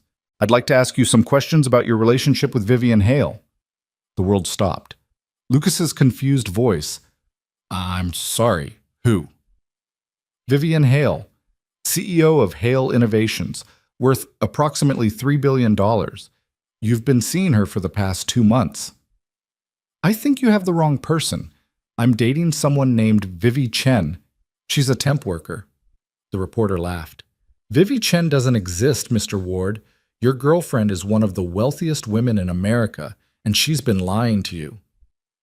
Vivian stood frozen in the kitchen as the words detonated like bombs. Rosie appeared from the hallway, sensing something was wrong. Daddy, what's happening? Lucas turned, and Vivian saw the exact moment her world ended. His face had gone pale, his eyes wide with confusion and dawning horror. Is that true? His voice was barely a whisper. Tell me that's not true. Vivian couldn't speak, couldn't move. The reporter pushed into the apartment, camera in hand, sensing blood in the water. Ms. Hale, would you like to comment on why you've been conducting an elaborate deception? Were you testing him? Was this some kind of social experiment? Get out, Lucas said, his voice shaking with rage. Get out of my house right now. The public has a right. I said get out. Lucas moved toward the reporter, and something in his face must have convinced her because she backed out quickly, still filming. The door slammed. Silence fell like a guillotine. Rosie started crying. Why is everyone yelling? Go to your room, sweetheart. Lucas's voice was controlled now, deadly calm. Please, I need to talk to Vivi, to... He couldn't even say the name. But Daddy... Now, Rosie. Rosie fled to her room, sobbing, and the sound of it broke something fundamental in Vivian's chest. Lucas turned to her, and the look on his face was worse than anger. It was betrayal, complete and utter betrayal. Is it true? He asked. Any of it? Yes. Vivian's voice came out hoarse. My name is Vivian Hale. I'm the CEO of Hale Innovations. Everything else, Vivi Chen, the temp work, being broke, that was all a lie. Why? The word cracked like a whip. Why would you do this? I was testing. She stopped at the look on his face. I wanted to know if someone could love me for me, not my money. So I pretended to be poor to see if I'd pass your test. Lucas laughed, bitter and broken. Jesus Christ, this entire time you were testing me like I was some kind of experiment? It wasn't like that. Then what was it like, Vivian? He spat her real name like poison. Explain to me how lying to me for months, infiltrating my life, gaining my daughter's trust. Explain how that was anything other than cruel. I fell in love with you. Vivian was crying now, tears streaming down her face. It started as a test, but it became real. What I feel for you is real. Nothing about this is real, Lucas shouted. The woman I fell in love with doesn't exist. Vivi doesn't exist. You made her up. I'm still me. No, you're not. Vivi was kind and honest and real.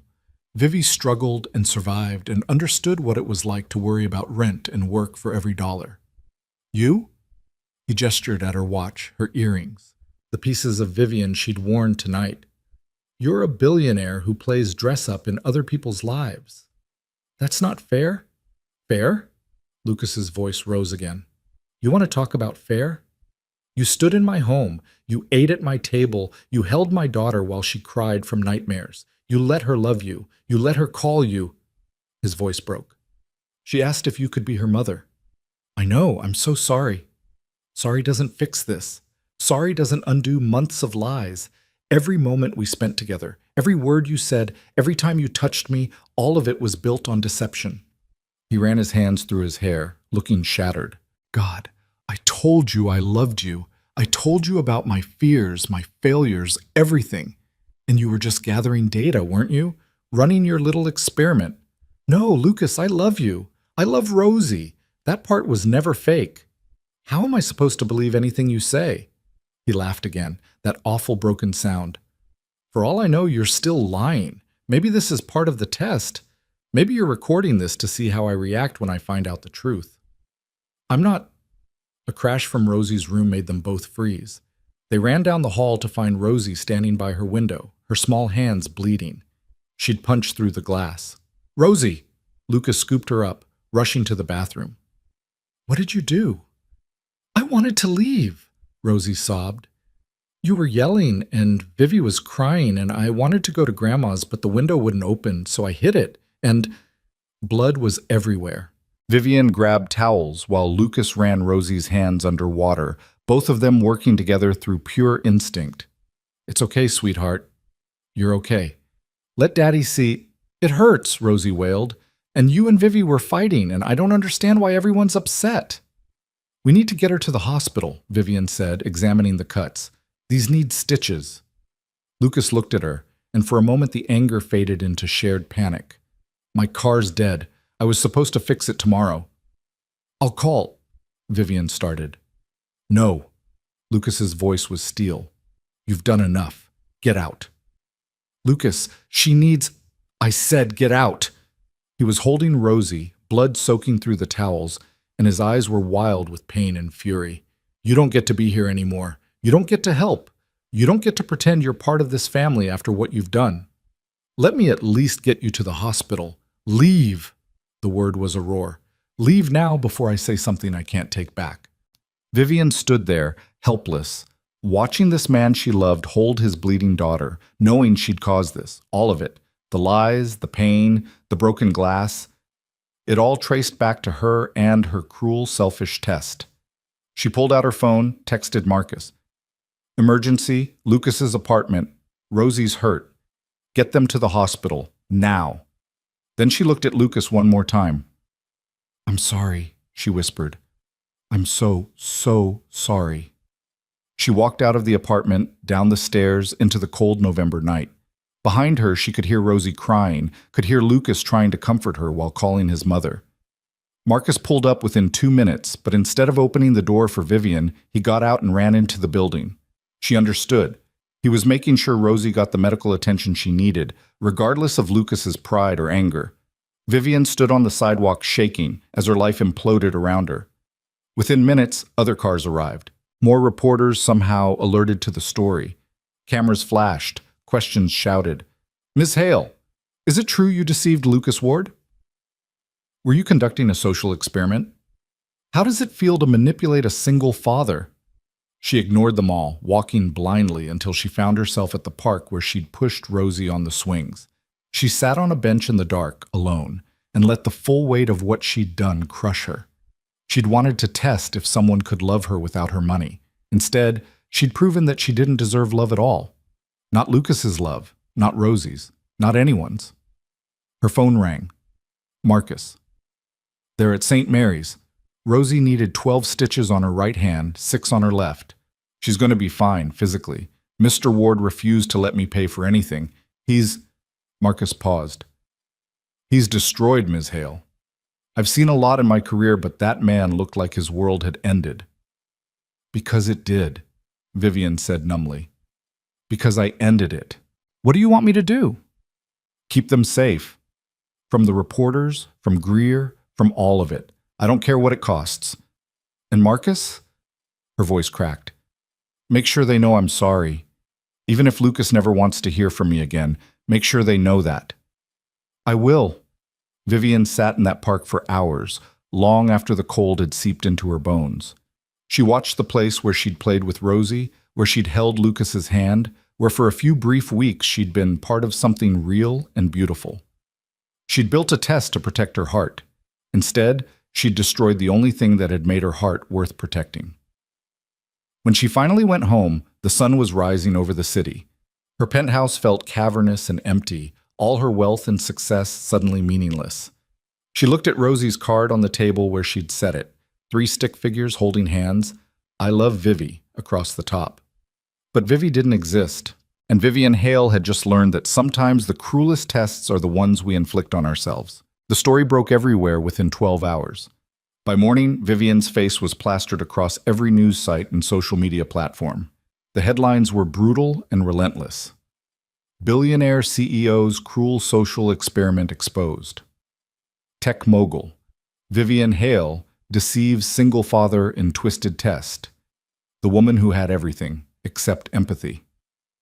Vivian sat in her office with the blinds drawn, watching her reputation disintegrate in real time. Her phone rang constantly, board members demanding explanations, investors expressing concern, PR teams scrambling for damage control. She ignored them all. Jennifer knocked softly. "Ms. Hale, the board wants an emergency meeting. Thomas Greer is calling for your resignation." "Let them call." Vivian's voice was hollow. "Cancel all my meetings for the week." "But Ms. Hale," "All of them, Jennifer. I don't care what they are." After Jennifer left, Marcus appeared with coffee Vivian wouldn't drink and a tablet showing the latest coverage. Lucas's face was everywhere now, too. The news had found photos of him, of his shop, of Rosie. The media was calling him the victim of a billionaire's heartless game. "They're camped outside his apartment and his business," Marcus reported. "I've stationed security to keep them at a distance, but he's refused any other help. He won't take my calls." "And Rosie?" "At her grandmother's. She hasn't been to school since it happened. Mr. Ward is—" Marcus hesitated. "He's not doing well, Ms. Hale." Vivian closed her eyes against the wave of pain. 3 days since that horrible night, and she could still hear Rosie crying, still see the betrayal in Lucas's eyes. "There's something else," Marcus said carefully. "Someone started a fundraiser online for Mr. Ward's business and Rosie's future. It's raised over $200,000 in 48 hours. "Good," Vivian whispered. "That's good. The organizer is anonymous, but I suspect you already know who it is." She did. She'd set it up through a shell company within hours of leaving Lucas's apartment, seeding it with enough money to make it trend. At least she could do something right, even if he'd never know it came from her. Ms. Hale, you need to make a statement. The silence is making things worse. What am I supposed to say, Marcus? That I'm sorry? That I didn't mean to hurt them? She laughed bitterly. I did hurt them. Intentionally. I built an elaborate lie and dragged a good man and his daughter into it. There's no statement that makes that okay. Then tell the truth. Explain why you did it. The truth makes it worse. Vivian looked at him with hollow eyes. The truth is, I was so damaged by past betrayals that I turned into someone who tests people like they're equations to be solved. The truth is, I fell in love with Lucas and still kept lying because I'm a coward. The truth is, I deserve everything they're saying about me. Marcus was quiet for a long moment. What are you going to do? I don't know. But she did know. She knew because the board meeting Jennifer had mentioned wasn't optional. She knew because Thomas Greer was circling like a shark, ready to use this scandal to force her out. She knew because every second she remained as CEO, the company she'd built from nothing suffered. That afternoon, Vivian called an emergency board meeting. She walked into the conference room in her armor, the power suit, the heels, the carefully applied makeup that hid 3 days of no sleep. Every board member was already seated, their expressions ranging from concern to barely concealed satisfaction. Thomas Greer looked smug. Vivian, thank you for finally joining us. Let's skip the pleasantries, Thomas. Vivian remained standing at the head of the table. You want my resignation. Fine. You'll have it. But first, you're going to hear what I have to say. The board has already discussed, Greer started. I don't care what the board discussed. Her voice cut through the room like steel. For 10 years, I have poured everything into this company. I built it from a startup in my apartment to a multi-billion-dollar enterprise. I made you all wealthy beyond measure. And yes, I made a terrible mistake in my personal life. I hurt someone who didn't deserve it, but that mistake doesn't erase a decade of success. Your personal conduct reflects on, another board member began. My personal conduct is mine to answer for, not yours to weaponize. Vivian turned to Greer. You leaked this story.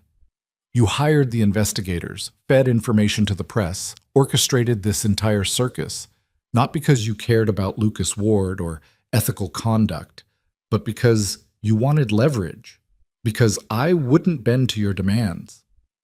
That's a serious accusation, Greer said, but his face had paled. It's also provable. I have receipts, Thomas, communications between you and the reporter, payment records to the investigators, everything. She pulled out a folder, slid it across the table. So here's what's going to happen. I'm stepping down as CEO, effective immediately, but you're stepping down from the board today. Because if you don't, every single piece of evidence goes to the SEC and the press. Your choice. Greer opened the folder, and Vivian watched the color drain from his face. The room erupted in chaos. Board members demanding explanations, Greer sputtering denials. Vivian let it wash over her. Jennifer has my resignation letter and the transition plan, she said calmly. David Chen will assume CEO responsibilities. He's more than qualified. As for my shares, I'm placing them in a trust that will vote with the board majority for the next 5 years. I'm removing myself completely. Vivian, you don't have to, one of the kinder board members said. Yes, I do. She looked around the table at the people she'd worked with for years. I do have to, because what I did was wrong, and there need to be consequences. I hurt people, real people with real lives, and I need to face that, not hide behind corporate protections and PR spin. She walked out of the conference room, out of the building she'd designed, away from the company that had been her entire identity for a decade. Jennifer met her at the elevator with a box of personal items. So few things to show for so many years. Ms. Hale, I'm so sorry, Jennifer said, tears in her eyes. Don't be. This is what I deserve. Vivian took the box. You'll be great working with David. Better than you were with me, probably. That's not true. You are, an incredible leader. I was a good CEO, Vivian corrected gently. But I was a terrible person. There's a difference. She left the building for the last time, climbed into the Mercedes where Marcus waited. "Where to, Ms. Hale?" For the first time in 3 days, Vivian knew the answer. "Lucas's shop. I need to see him." "Ms. Hale, I don't think that's wise." "I don't care if it's wise. I need to apologize. To his face. He deserves that much." The drive across the city felt like traveling through a life she'd briefly inhabited. Past the diner where she'd met Lucas, past the park where she'd pushed Rosie on the swings, into the neighborhood that had felt more like home than her penthouse ever had. Ward's auto repair looked different in the afternoon light. The parking lot was empty except for Lucas's Honda, and through the bay door she could see him bent over an engine, working alone. No reporters remained. Marcus's security had done its job, but the damage was already done. Vivian got out of the car, told Marcus to wait, and walked toward the shop on shaking legs. Lucas didn't look up as she approached, just kept working with methodical precision. "Shop's closed," he said without turning around. "Lucas, please. I need to talk to you." His hand stilled on the wrench. Slowly, he straightened and turned to face her. He looked like he hadn't slept in days, his eyes red-rimmed and haunted. When he saw her, something flashed across his face, pain so raw it made Vivian step back. "You need to leave," he said quietly. "I will. I need to say I'm sorry. I need you to hear it from me, not through lawyers or statements. What I did was unforgivable. I know that. But I need you to know that what I felt for you was real. My love for you and Rosie, that was never part of the test." "Don't," Lucas's voice broke. "Don't talk about Rosie." "How is she? How do you think she is?" Anger bled into his tone now. "She cries herself to sleep every night asking why Vivi left. She doesn't understand that Vivi never existed. How do I explain that to a 7-year-old? How do I tell her that someone she loved, someone she trusted, was just plain pretend? I'm so sorry." "Stop saying you're sorry," Lucas shouted, his composure finally cracking. "Sorry doesn't fix this. Sorry doesn't undo the damage. Do you know what the kids at school are saying to her? Do you know that I had to close my shop for 3 days because reporters were harassing my customers? That my mother had a panic attack because strangers were photographing her house? I never meant for any of that, but it happened anyway, because you didn't think about the consequences. You didn't think about what would happen when your little experiment exploded. You just thought about yourself and your trust issues and your need to test people." He laughed bitterly.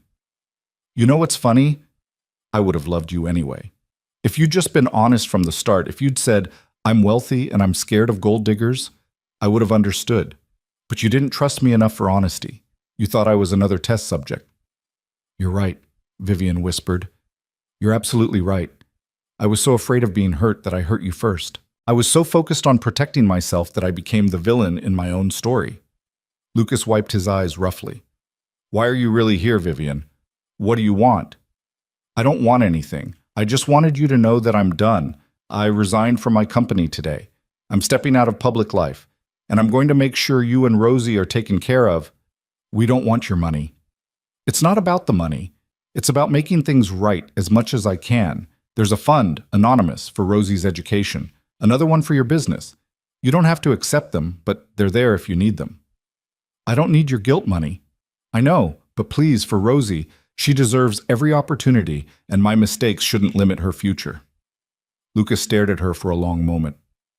"Is that it? Is that all you came to say?" "No," Vivian's voice shook. "I came to tell you that falling in love with you changed me, made me remember who I used to be before wealth and fear turned me into someone I didn't recognize. You made me want to be better, and I'm so sorry I realized it too late." "Me too," Lucas said softly. "Because I loved you, Vivian. Not Vivi, you. The woman who cleaned my apartment and read to my daughter and pushed her on the swings. That woman was real, even if her name was fake, but I can't trust that she was real because everything else was a lie." "She was real," Vivian insisted. "Every moment with you, every feeling, that was me. The real me, not the CEO or the billionaire. Just me. How am I supposed to believe that? How am I supposed to trust anything you say when our entire relationship was built on deception?" He shook his head. "You need to leave now, please. I can't do this." Vivian nodded, tears streaming down her face. I understand. I just want you to know that I love you. I will always love you and Rosie. And I'm so sorry for what I did. She turned to leave, but Lucas's voice stopped her. Vivian? She looked back, hope and dread warring in her chest. I don't forgive you, he said quietly. I don't know if I ever will. But I hope you find whatever it is you're looking for. I hope you learn to be honest with people before you destroy them. It was more grace than she deserved, and they both knew it. The next few weeks passed in a blur of lawyers, paperwork, and silence. Vivian moved out of her penthouse into a smaller apartment across town. She started therapy 3 times a week. She volunteered at a women's shelter, teaching computer skills to women trying to rebuild their lives. She donated millions anonymously to causes that mattered: education, single-parent support, mental health services.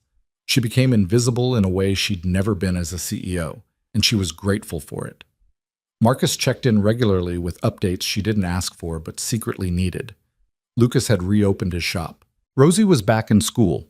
The fundraiser had provided enough cushion that Lucas could hire that kid Danny full-time, could finally afford to expand. They were healing, slowly. The media moved on to other scandals, other stories. Vivian Hale became a cautionary tale, then a footnote, then forgotten. And through it all, Vivian kept Rosie's card on her refrigerator. 3 stick figures holding hands, a reminder of what she'd lost and why she could never let herself become that person again. On a cold December evening, 6 weeks after the disaster, Vivian sat in her new apartment, modest and quiet and honest, when someone knocked on her door. She opened it to find Lucas standing there, looking uncomfortable and determined. How did you find me? She asked, stunned. Your security guy. Marcus. He said you'd want to see this. Lucas held out a piece of paper. Rosie drew it. She made me promise to give it to you. Vivian took the paper with shaking hands. It showed 2 stick figures, one big, one small, and between them, a space. The small figure had tears drawn on its face. At the bottom, in Rosie's wobbly handwriting, I miss Vivi. Love, Rosie. She doesn't understand why you left, Lucas said quietly. She thinks she did something wrong. God, no. Vivian pressed the paper to her chest. Can I call her? Write to her? I need her to know this wasn't her fault. That's why I'm here. Lucas looked at her, really looked at her, for the first time since the night everything fell apart. I don't trust you. I don't know if I ever will again. But Rosie loved you, and she's hurting, and maybe if you could talk to her, help her understand, it would help her heal. Of course. Anything. When? Now. She's in my car. Vivian's heart stopped. Lucas, I know this is crazy. I know I'm probably making a mistake, but my daughter is suffering, and you're part of the reason why, so you get to be part of fixing it. His voice was hard, protective. But if you hurt her again, if you lie or manipulate or do anything except help her understand that this wasn't her fault, I will make sure you never see her again. Are we clear? Crystal clear. They went downstairs together, maintaining careful distance. In Lucas's car, Rosie sat in her booster seat wearing her purple jacket, looking small and scared. When she saw Vivian, her face crumpled. Vivi? Hey, sweetheart.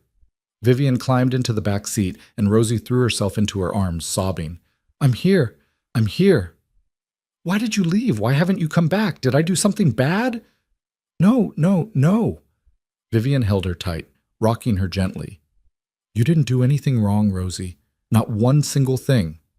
What happened was all my fault. All of it. But why? Vivian looked at Lucas, who nodded grimly. Tell her the truth. Because I made a really big mistake, Vivian said carefully. I wasn't honest with your daddy about who I really am. I lied about important things, and lying is wrong. When your daddy found out, he was very hurt. And because I lied, I can't be in your life the way I was before. But I want you in my life, Rosie hiccuped. I want you to come to the park and read me stories and be my friend. I want that too, so much. But sometimes when we hurt people, we have to give them space to heal. Your daddy needs time to not be around me right now. That's not fair. You're right. It's not fair. But it's necessary. Vivian brushed hair from Rosie's face. Here's what I need you to understand, though. You are the most amazing kid I've ever met. You're smart and funny and kind, and none of what happened is your fault. The problem was with me, with choices I made, not with you. Do you still love me? The question shattered what was left of Vivian's heart. Yes, I will always love you, Rosie. Always. Then why can't you stay?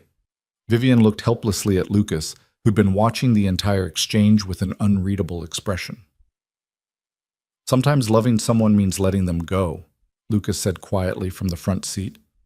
Sometimes we have to make hard choices to protect the people we love. That's what Vivian is doing right now, trying to protect us. I don't want to be protected, Rosie said stubbornly. I want my friend back. I know, sweetheart. Vivian hugged her once more. And maybe someday when you're older, we can talk again. But right now I need you to take care of your daddy. Can you do that for me?